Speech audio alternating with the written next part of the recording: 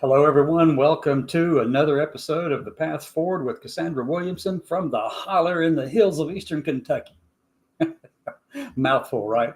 Yes. So that's where I'm located. It has been one of those days today. Yesterday, it was nice up near 80, and today it was like cold out. I mean, it went to 50, and then the temperature's dropping through the rest of the evening. And it's like, oh no, start of spring is like going the wrong direction. Anyway. Yeah, today was busy. Just an update. Mom and family's doing relatively all right today. Anyone watching in the family side of things, Mom's doing all right. My brother Gideon's doing all right. Sister Irma's doing all right. And my cousin Lois doing all right. Big hugs to all of them, and love them and have great respect for them. So here we are in Eastern Kentucky, folks.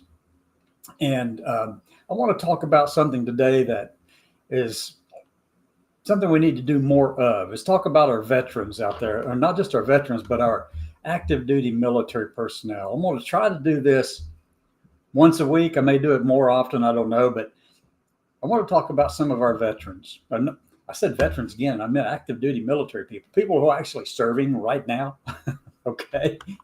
Yeah, that's what I want to talk about. So I'm going to call a page up here while I'm talking with you, but we need to spend more time talking about them and lifting them up and putting a spotlight on them and their service. And what I want to focus on today, if you opened up your email that you get from me, some of you may or may not, if you want to subscribe to that, go down to that little scroll bar, go to the ticker tape bar going across the bottom, go on that website, www.cassandra-llc.com, and click on that, and then go hit the menu button and hit subscribe. Go up there and subscribe to this so that you can be updated. I'm going to be sending out these updates prior to the evening shows. And if anything breaks, I have to let everybody know about that too.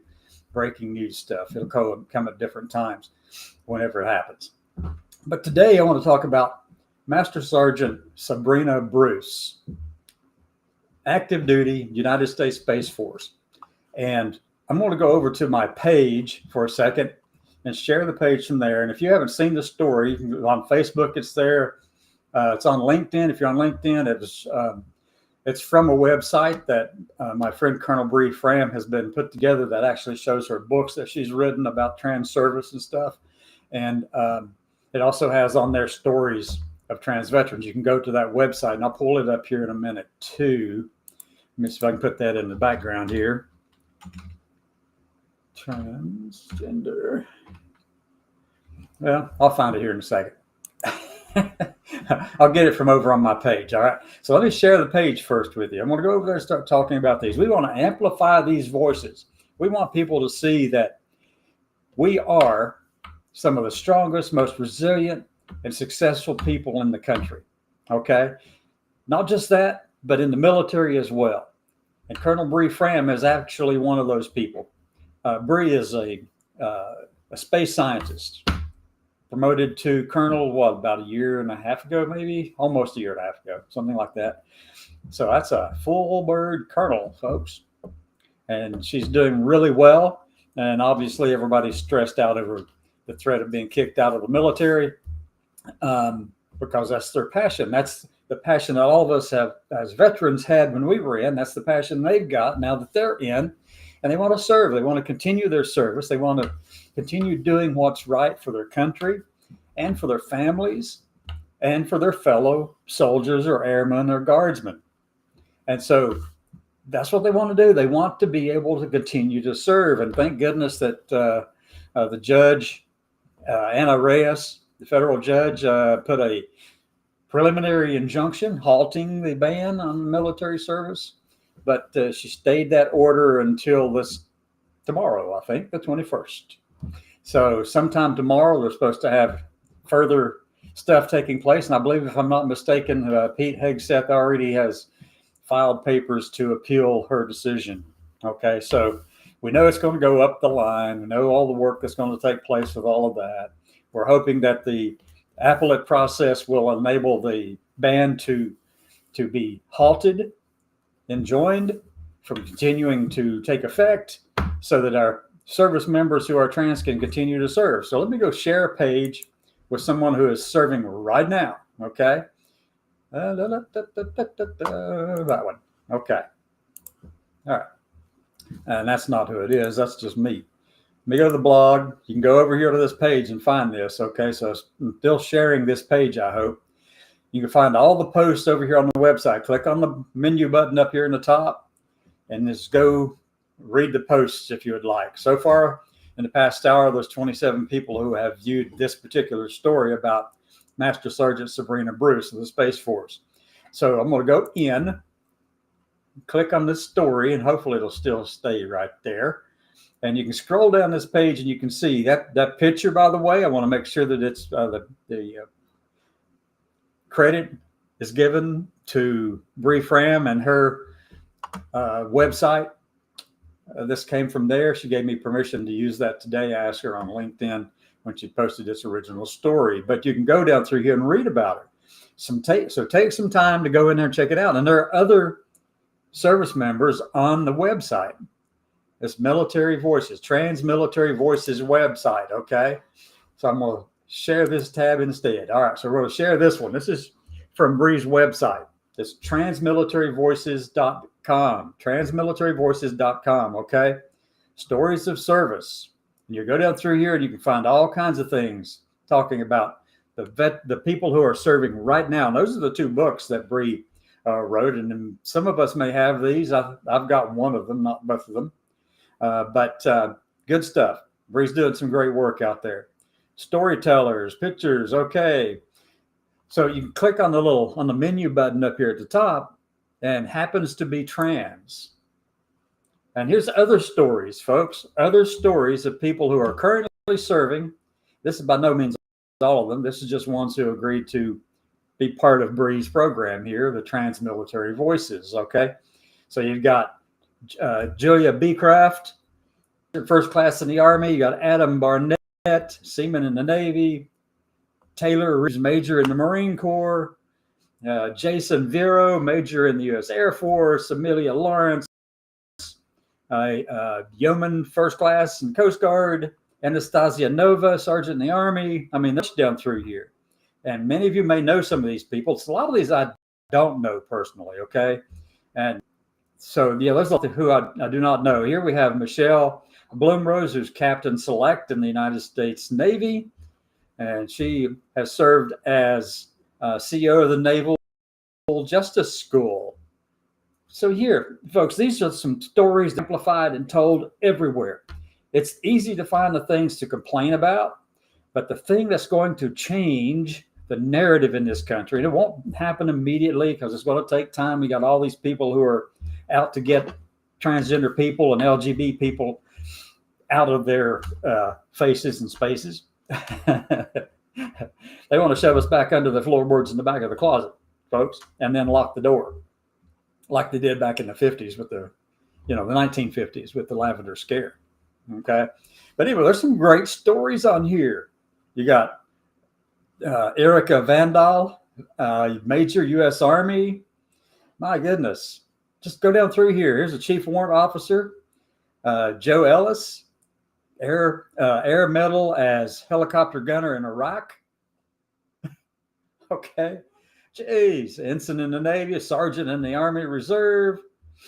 You name it. They're down through here. And Bree's story is in here somewhere too, along with some other videos and clips. But I want to point this out to you. We need to be going here and checking out these things and making the noise loud about these successful people currently serving. As at some point, they're going to become veterans, folks.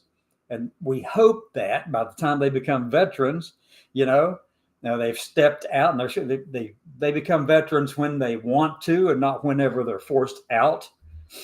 But We want them to be able to get service that they need through the VA or TRICARE or whatever. We want that service to be the best it could possibly be. And right now, we got a big fight on our hands with Secretary Collins. He just doesn't think that we ought to be getting any kind of health care, even though he's agreed that the people who are currently receiving care, hormonal care through the VA, they'll continue to do that. But they've stopped everything else, like prosthetics, and anything like that some of our veterans might need. They've stopped all that kind of stuff. So get over on this Transmilitary Voices website. Check it out, transmilitaryvoices.com. Go there, check out those stories. Help us spread the word about the good people out here, rather than letting the libs of TikTok come out here and just constantly amplify negative things and claiming that trans people are violent. Well, we're in the military, or they were in the military, we were in the military, they are in the military. We know how to be violent in the right place, right time in war, but not burning up Teslas. If you're one of those burning up Tesla or something like that, and you're thinking about doing it, well, turn around and grab yourself by your bootstraps or your shoes or your skirt or your panties and give yourself a good smack across the face to wake up, because that's just asinine stupid.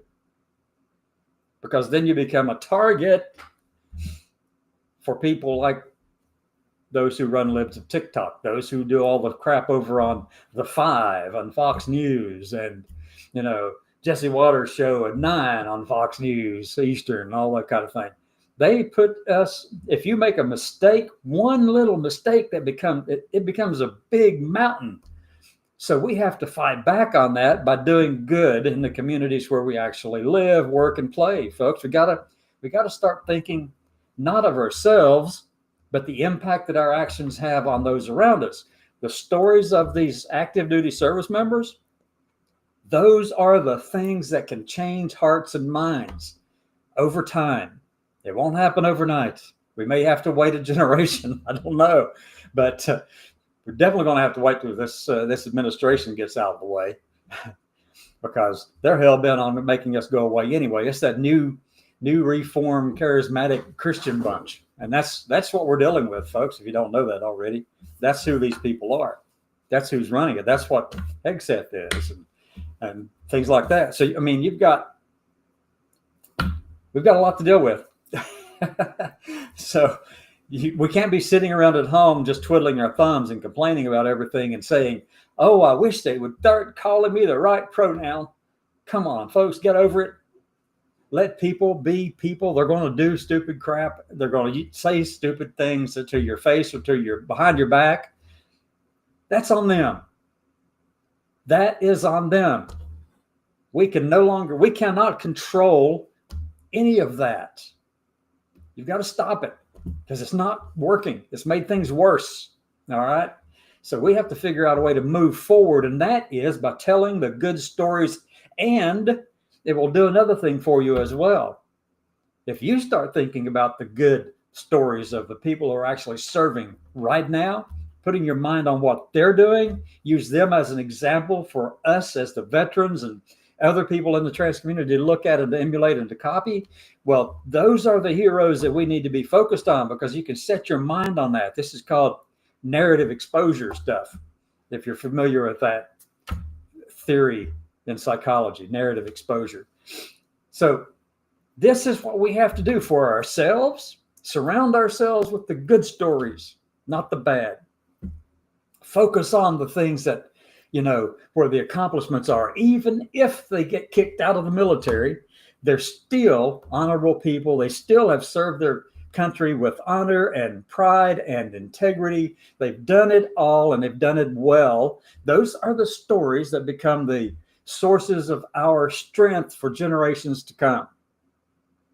Those are the stories that become the foundation of books written on how to survive and be resilient in the worst of times. That's what we have to be focused on, folks. Not the negativity that's out there, not all the attacks that's upon us. Yes, we must deal with each one as they come. You can't just let something go through unless, of course, it really is not consequential. But today's battle is not going to win the war. Today's battle basically has already been lost, folks, because the people who are running the White House right now in this administration, they are hell-bent on removing us from the public sphere. So how do we take care of ourselves? This is the path forward for you. Go over to that website. Go over to that website, the transmilitaryvoices.com. Go over there and look at those examples of great leaders who are doing things and accomplishing things. And remember those stories and tell them. Share those stories broadly, because that's what's going to motivate us to keep moving forward. That shows you the resilience that we must have and the example to follow, folks. That's the path forward. So with that, I'm going to call it an evening, and I hope you have a great one. Go check out that site and go read up on the blog over there at, like it says at the bottom, Cassandra-LLC.com. Go there and check it out. Get on that link. Go to that blog. Check it out. And I'll see you tomorrow evening at 6 p.m. Eastern Time. Have a great evening, everyone.